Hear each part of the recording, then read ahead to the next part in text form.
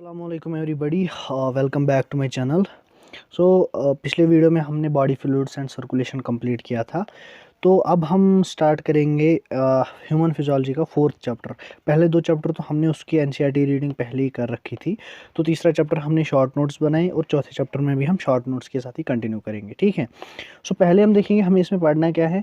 पहले हमें इंट्रोडक्शन देखना है एक्सक्रीशन का, उसके बाद human excretory system and urine formation, फिर function of tubules, mechanism and concentration of filtrate, mechanism of concentration of filtrate, regulation of kidney function, micturition, role of other organs in excretion and disorders of excretory system, ठीक है।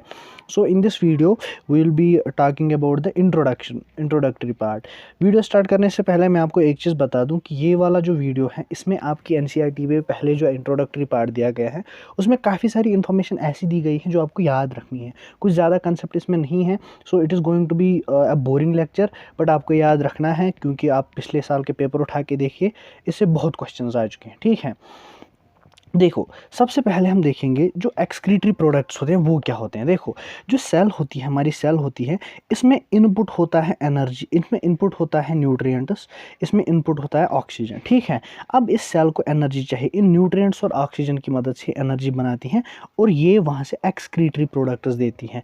अब जो animals हैं उनमें जो excretory products होते हैं, animals accumulate ammonia, urea, uric acid, carbon dioxide, water and ions like sodium, potassium, chloride, phosphate, sulphate etcetera ions, ठीक है। एंड ये कैसे इसको एक्यूमुलेट करते हैं? बिकॉज ऑफ मेटाबॉलिज्म और एक्सेस इंजेक्शन। देखो, मैंने आपको यहीं पे बोला कि देखो इनपुट हमने दे दिया सेल को और आउटपुट इसको क्या निकला, इसने एक्यूमुलेट क्या किया, इसने एक्सक्रीटा एक्यूमुलेट किया। और ये किसके वजह से हुआ? मेटाबॉलिज्म की वजह से, क्योंकि सेल में मेटाबॉलिज्म होता है in order to carry out the activities या एक्सेस इंजेक्शन, ठीक है। अब देखो, अब जो ये चैप्टर है इसमें आपको एक्सक्रीटरी प्रोडक्ट्स में से सबसे ये जो ज़्यादा जो है आपको नाइट्रोजनस वेस्ट्स पे ज़्यादा जो है ध्यान देना है, ठीक है। अब जो नाइट्रोजनस वेस्ट्स हैं, नाइट्रोजनस वेस्ट्स तीन मेजर होते हैं, ammonia, urea and uric acid. Major forms of nitrogenous wastes excreted by animals कितने हैं? तीन, ammonia, urea and uric acid. अब देखो, जो अमोनिया होता है, अमोनिया सबसे ज़्यादा टॉक्सिक होता है and it requires large amount of water for elimination. जो अमोनिया होता है ये सबसे ज़्यादा टॉक्सिक होता है। अगर हम तीन नाइट्रोजनस वेस्ट्स की बात करें तो तीनों में से अमोनिया सबसे ज़्यादा टॉक्सिक होता है, उसके बाद यूरिया टॉक्सिक होता है और यूरिक एसिड इन तीनों में से सबसे कम टॉक्सिक होता है। अब अमोनिया जो है वो सबसे ज़्यादा टॉक्सिक है, तो इसमें जो वाटर रिक्वायरमेंट होती है फॉर एलिमिनेशन वो ज़्यादा होती है।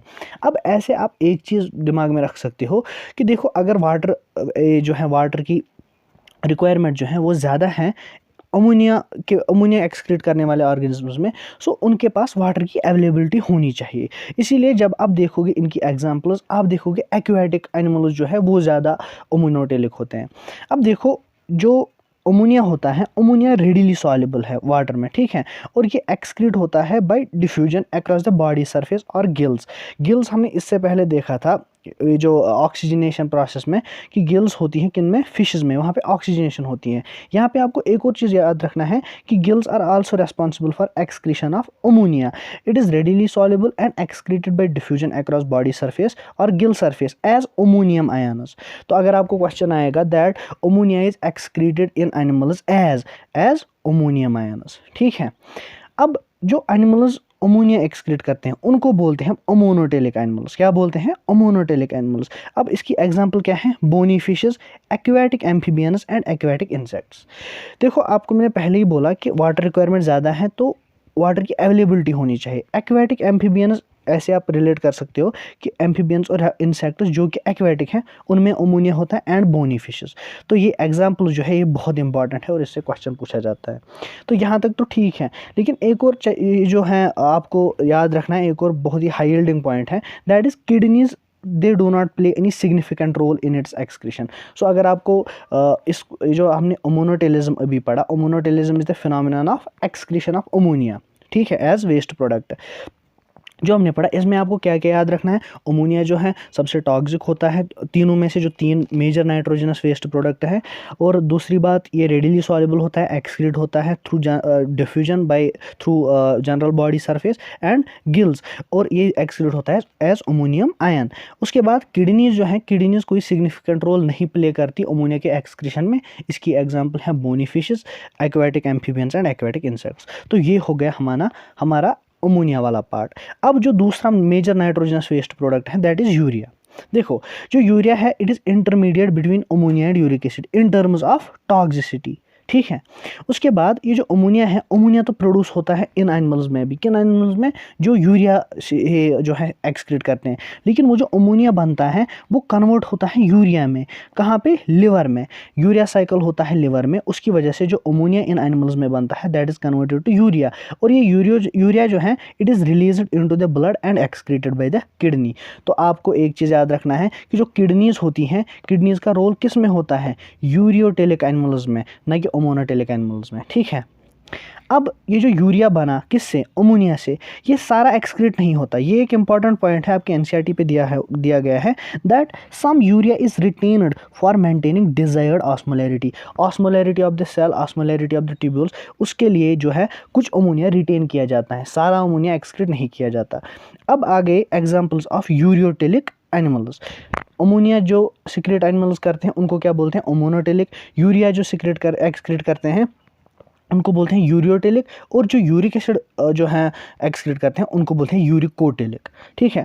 अब यूरियोटेलिक एनिमल्स की एग्जांपल में क्या क्या आएगा, मैमल्स। देखो हम तो यूरिया ही एक्सक्रीट करते हैं, तो हम मैमल्स आ गए, मैरीन फिशेस। अब देखो यहाँ पे आपने बोनी फिशेस रखा था याद, किसमें, ammonotelic. Marine fishes, many terrestrial amphibians. तो ये हो गए example of ureotelic animals. Now coming on to the third one, जो यूरिक एसिड होता है it is least toxic and requires less amount of water. अब ये जो लीस्ट टॉक्सिक है और लेस अमाउंट ऑफ वाटर जो है रिक्वायरमेंट होती है इसकी for excretion, therefore it is excreted in the form of, एक second, it is excreted in the form of paste और पैलेट। तो ये एक बहुत ही अच्छा पॉइंट है और यहाँ से क्वेश्चन आ सकता है कि which nitrogenous waste product is excreted in the form of paste और पैलेट। आपको याद रखना है यूरिक एसिड। क्यों यूरिक एसिड, क्योंकि यूरिक एसिड पेस्ट और पैलेट के फॉर्म में इसलिए क्योंकि वाटर रिक्वायरमेंट कम होती हैं। वाटर रिक्वायरमेंट कम इसलिए होती हैं क्योंकि लीस्ट टॉक्सिक होता है among the 3 major nitrogenous wastes. अब यूरिकोटेलिक एनिमल्स जो हैं इनकी एग्जाम्पल जो है, इसमें आप एक निमोनिक रख सकते हो याद, rebel, RIBL। R stands for reptiles, I stands for insects, B stands for birds and L stands for land snails. तो ये हो गया हमारा कंप्लीट कि डिफरेंट एनिमल्स में कौन कौन सा जो है नाइट्रोजनस वेस्ट प्रोडक्ट जनरेट होता है और एक्सक्रीट होता है, ठीक है। तो यहाँ से आपको जो है बहुत क्वेश्चंस बन सकते हैं। और ये मैंने पहले ही बोला था आपको लेक्चर के स्टार्ट में कि ये थोड़ा बोरिंग होने वाला है क्योंकि आपको बहुत चीज़ें याद रखनी है, लेकिन यहाँ से क्वेश्चन आता है। Now moving on to the next part. अब हमने पिछले जो स्लाइड थी उसमें हमने देखा कि the different waste product the different animals, उनमें कौन कौन सा वेस्ट प्रोडक्ट होता है। अब ये वाला जो स्लाइड है इसमें हम देखेंगे excretory organs of various animals, मतलब कौन से ऐसे ऑर्गन्स हैं जो एक्सक्रीशन के लिए रेस्पॉन्सिबल होते हैं डिफरेंट एनिमल्स में। ये भी आपके एनसीईआरटी की एक लाइन से हमने लिया है और हमने आपके एनसीईआरटी को मिस नहीं किया है एक भी पॉइंट। नाउ सबसे पहले आपको याद रखना है कि जो इन्वर्टिब्रेट्स होते हैं, मोस्ट ऑफ द इन्वर्टिब्रेट्स, उनमें जो एक्सक्रीटरी ऑर्गन्स होते हैं दे आर सिंपल ट्यूब्यूलर, ठीक है। वाइल एज इन वर्टिब्रेट्स, जिनमें वर्टिब्रल कॉलम होता है, इनमें जो एक्सक्रीटरी ऑर्गन्स होते हैं वो कम्प्लेक्स ट्यूबुलर ऑर्गन्स होते हैं। तो आपने एक बात याद रख ली कि इनवर्टिब्रेट्स में क्या, simple tubular, while as vertebrates में complex tubular. These complex tubular organs are called kidneys. तो आपको किडनी की एक और जो है डेफिनेशन यहाँ पे पता चल गई, क्या, kidneys are complex tubular organs responsible for excretion, है ना, क्योंकि यहीं पे है, क्योंकि it is complex tubular organs, ये एनसीईआरटी पे ऐसे ही दिया हुआ है। अब देखो सबसे पहला पॉइंट जो हम इसमें पढ़ेंगे excretory organs of various animals में, सबसे पहला एक्सक्रीटरी ऑर्गन जो है वो हमें पढ़ना है प्रोटोनेफ्रिडिया और फ्लैम सेल्स। प्रोटोनेफ्रिडिया और फ्लैम सेल्स। देखो जो प्रोटोनेफ्रिडिया और फ्लैम सेल्स होते हैं ये किन में होते हैं, इसके लिए निमानिक है park, PARC। P stands for platyhelminthes, A for annelids, but annelids सारे नहीं, कुछ annelids, R for rotifers and C for cephalochordates. Platyhelminthes आप एनिमल किंगडम, ये जितने भी नाम मैंने अभी तक बोले ये एनिमल किंगडम में आपने अच्छे से पढ़े होंगे और वहाँ पे आपको अच्छे से समझ आएगा, लेकिन यहाँ पे आपको बस याद रखना है, ठीक है। तो प्लेटिहेल्मिन्थेस की एग्जांपल ये फ्लैट वर्म्स होते हैं, तो एग्जांपल प्लेनेरिया। मैंने सिर्फ यही प्लेनेरिया क्यों मेंशन किया, बहुत सी एग्जांपल्स हैं क्योंकि इस चैप्टर में एनसीईआरटी ने सिर्फ प्लेनेरिया बोला है। सिमिलरली सिफेलोकॉर्डेट्स में एनसीईआरटी ने मेंशन किया है एम्फिऑक्सिस, ठीक है। तो इन चार जो है platyhelminthes, rotifers, some annelids and cephalochordates, इनमें जो एक्सक्रीटरी ऑर्गन्स होते हैं दे आर कॉल्ड प्रोटोनेफ्रिडिया और फ्लैम सेल्स, ठीक है। अब ये जो प्रोटोनेफ्रिडिया और फ्लैम सेल्स हैं इनका प्राइमरी फंक्शन क्या होता है, ऑस्मोरेगुलेशन। तो प्रोटोनेफ्रिडिया और फ्लैम सेल का असल में काम क्या है, osmoregulation, that is ion and fluid volume को रेगुलेट करना। लेकिन इन एडिशन टू ऑस्मोरेगुलेशन ये एक्सक्रीशन भी कराता है, ठीक है। तो आपको याद रखना है protonephridia park, protonephridia park, P platyhelminthes, A annelids, some annelids, R rotifers and C cephalochordates. Now after protonephridia there is one more organ that is nephridia. जो नेफ्रिडिया होता है, nephridia are also tubular excretory structures, और इनका काम क्या होता है, excretion and osmoregulation. But ये नेफ्रिडिया किस में पाया जाता है, ये पाया जाता है अर्थवर्म्स में और कुछ अदर एनालिड्स में।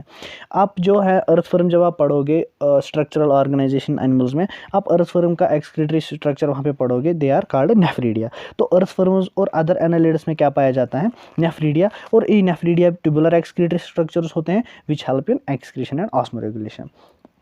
नाउ आफ्टर दैट ये जो सी वाला है इंसेक्ट्स इंक्लूडिंग कॉकरोच, ये बहुत इंपॉर्टेंट है, ये बहुत बार पूछा गया है कि that the excretory structure in insects, और मतलब कॉकरोच भी तो इसी में आएगा, the excretory structures in insects are called, they are called Malpighian tubules, Malpighian tubules, and these Malpighian tubules are also responsible for excretion and osmoregulation. अब जो चौथा पॉइंट है वो इंपॉर्टेंट इसलिए है क्योंकि उसमें एनसीईआरटी ने सिर्फ एक्सक्रीशन वाला पॉइंट मेंशन किया है, ना कि ऑस्मोरेगुलेशन। जो हमने अभी तक पढ़ा, हमने प्रोटोनेफ्रिडिया पढ़ा, उसमें हमने बोला कि प्राइमरी फंक्शन उसकी क्या है, ऑस्मोरेगुलेशन और एक्सक्रीशन भी कराता है। फिर नेफ्रिडिया पढ़ा, नेफ्रिडिया में हमने बोथ पढ़े, excretion as well as osmoregulation. हमने मालफिजियन ट्यूब्यूल्स पढ़े, मालफिजियन ट्यूब्यूल्स में भी हमने देखा एक्सक्रीशन ऑस्मोरेगुलेशन। लेकिन जो एंटीनल और ग्रीन ग्लैंड्स होते हैं they are responsible for excretion, they may be responsible for osmoregulation as well, but NCERT ने सिर्फ एक्सक्रीशन बोला है, तो आपको खुद को लिमिट करना है कि एक्सक्रीशन है, ठीक है। तो इसमें जो एंटीनल ग्लैंड्स किन में पाया जाता है, they are found in crustaceans like prawns.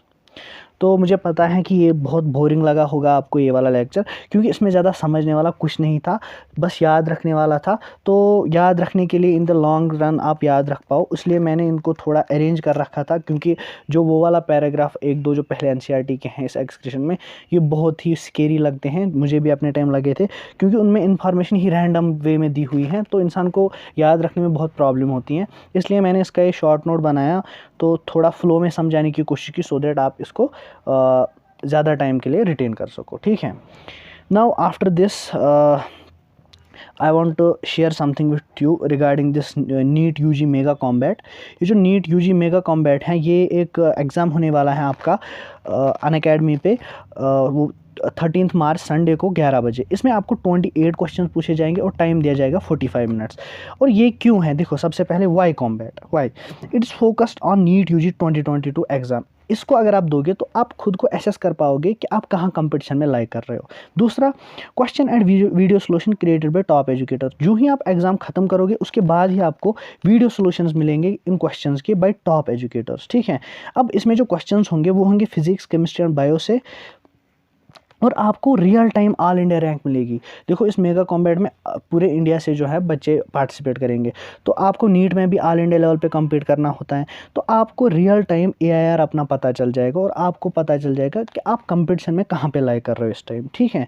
Now 500 lucky participants to win exciting rewards and gift vouchers and combat. और ये जो है इसकी 2 लैंग्वेज में अवेलेबल है, जो ये स्कॉलरशिप टेस्ट है, in English as well as Hindi. तो ये इसके जो हैं रिवार्ड्स हैं, so this is the syllabus for different classes. 11th के लिए फ़िज़िक्स में क्या क्या है, केमिस्ट्री में क्या है, बायो में क्या है, और सिमिलरली 12th में कौन कौन से चैप्टर्स हैं, और एंट्रेंस वालों के लिए ये चैप्टर्स हैं फ़िज़िक्स, केमिस्ट्री एंड बायो में। सो आई सजेस्ट कि आप ये एग्ज़ाम दो। आपको रियल टाइम, इसलिए मैं आपको बोल रहा हूँ, असल में पता है क्यों मैं आपको इस चीज़ के लिए बोल रहा हूँ कि आपको रियल टाइम AIR मिल जाएगा अपना, ठीक है।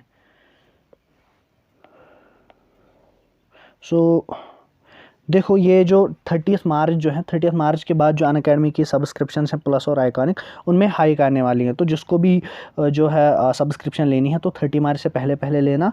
तो ये पहली पुरानी प्राइस है इसकी, और ये हाइक प्राइस इन्होंने डिफरेंट सब्सक्रिप्शन की प्लान्स की जो है बता दिया है यहाँ पे। तो interesting students can enrol themselves. और ये again the NEET UG lite subscription जो है, जिसमें आपको मॉक टेस्ट सीरीज़ और क्वेश्चन बैंक मिल रहा है। मैंने पिछले वीडियो में भी बोला था कि जिसकी भी प्रिपरेशन हो गई है, टेक्स्ट रीडिंग हो गई है, अब वो सिर्फ मॉक टेस्ट देना चाहता है और क्वेश्चन प्रैक्टिस करना चाहता है, सो ये सब्सक्रिप्शन उसके लिए है, ठीक है। एंड नाउ दिस इज़ विजेता क्रैश कोर्स फॉर नीट 2022। 16 मार्च से जो है स्टार्ट होने वाला है। Interesting students can enrol themselves. और अगर आपको इसके बारे में कोई और जो इन्फॉर्मेशन चाहिए तो इस नंबर पे आप कॉल कर सकते हैं। This Garima Goyal ma'am, Vishal Tiwari sir, इनसे मैंने थोड़ा पढ़ा है अपने टाइम, तो ये बहुत अच्छे टीचर हैं, ठीक है। Now this Enthuse batch for NEET UG 2023, it starts from March 23 2022।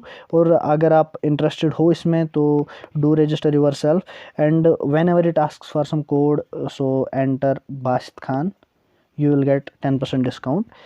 तो अगर आपको आप इंटरेस्टेड हो किसी भी बैच में तो आप खुद को एनरोल कर सकते हो। डिस्क्रिप्शन में मैं बाकी इन्फॉर्मेशन दे दूंगा। So next NEET UG combat, I highly suggest कि इसमें आप पार्टिसिपेट करो, एंड इट इज़ फ्री, ठीक है। Now I have completed this video. I hope आपको ये समझ आ गया होगा। आपको याद रखने में जो है थोड़ी सी निमोनिक्स मैंने बनाई थी, तो आपने इनको ग्रैब कर लिया होगा। अब इसके बाद जो हमारा वीडियो आने वाला है, इन टॉपिक्स को हम कवर करेंगे इन रेस्पेक्टिव वीडियोस, और वो कंसेप्चुअल हैं, अच्छे टॉपिक्स हैं। सो आई होप आपको समझ आ गया होगा। So best of luck, study hard. अस्सलाम वालेकुम एवरीबॉडी।